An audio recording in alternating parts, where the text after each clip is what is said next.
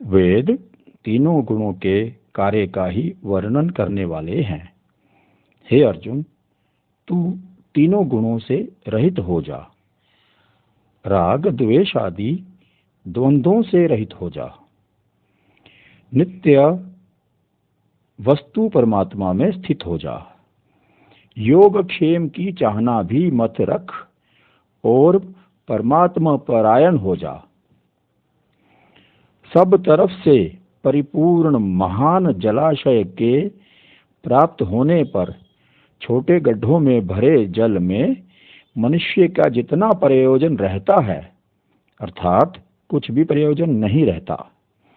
वेदों और शास्त्रों को तत्व से जानने वाले ब्रह्मज्ञानी का संपूर्ण वेदों में उतना ही प्रयोजन रहता है, अर्थात कुछ भी प्रयोजन नहीं रहता। कर्तव्य कर्म करने में ही तेरा अधिकार है, फलों में कभी नहीं। अतः तू कर्म फल का हेतु भी मत बन और तेरी कर्म ना करने में भी आसक्ति ना हो।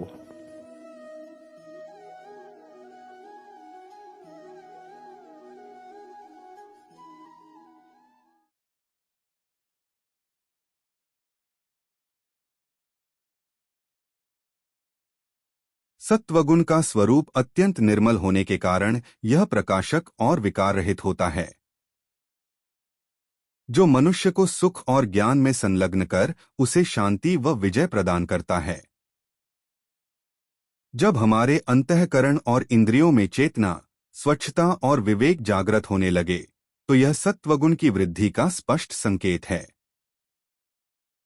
मृत्यु के समय मनुष्य जिस गुण में स्थित होता है, उसे उसके अनुरूप ही अगला लोक और फल प्राप्त होता है। अतः जो व्यक्ति सत्वगुण की प्रधानता में शरीर त्यागता है, वह निर्मल और उत्तम ज्ञानियों के उच्च लोकों की ओर प्रस्थान करता है और उसकी गति अत्यंत सुखद होती है। इसके उदाहरण हैं शिक्षक, साधुसंत, गुरु और विभीषण जी। इसके विपरीत जब मनुष्य के भीतर लोभ, मानसिक अशांति और विषय भोगों की तीव्र लालसा अर्थात स्पृहा बढ़ने लगती है, तो यह रजोगुण की प्रधानता का संकेत है। रजोगुण अग्नि के समान है। यह कर्म करने की ऊर्जा तो देता है, लेकिन साथ ही अंतहीन इच्छाएं भी पैदा करता है। अतः मनुष्य को कर्मों की आसक्ति और फल की इच्छा में बांधे रखता है, जिससे व्यक्ति निरंतर भागदौड़ और सांसारिक विस्तार में उलझा रहता है। यदि मृत्यु के समय भी जीव इसी राजसिक भाव में स्थित रहता है, तो वह अपनी अधूरी इच्छाओं और कर्मों की आसक्ति के कारण पुनः मृत्युलोक अर्थात मनुष्य योनि में ही जन्म लेता है। चूंकि राजसिक कर्म स्वार्थ और फल की कामना से प्रेरित होते हैं, इसलिए इनके फलस्वरूप आगे की गति दुख देने वाली होती है। यह मार्ग शांति के बजाय अशांति और पुनर्जन्म के चक्र की ओर ले जाता है। इसके उदाहरण हो सकते हैं क्षत्रिय, योद्धा, शासक, राजनीतिज्ञ और रावण। वहीं जब जीवन में अंधकार, अज्ञान, अकर्मण्यता, प्रमाद और मोह बढ़ने लगता है, तब यह तमोगुण की वृद्धि का प्रतीक होता है। तमोगुणी व्यक्ति अत्यधिक सोते हैं, मादक पदार्थों का सेवन करते हैं। इनमें अज्ञान प्रबल होता है। उनके दैनिक कार्यों में जागरूकता की कमी, भारीपन, विलंब देखा जाता है, जिससे मनुष्य आलस्य और प्रमाद के जाल में फंस जाता है। इसके परिणाम स्वरूप तामसिक कर्मों का फल केवल अज्ञान और मूढ़ता ही होता है।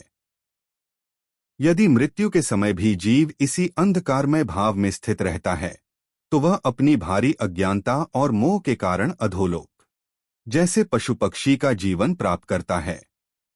अतः अगले जन्म में भी तामसिक कर्मों के फलस्वरूप उसे केवल अज्ञान और मूढ़ योनि का कष्ट ही भोगना पड़ता है।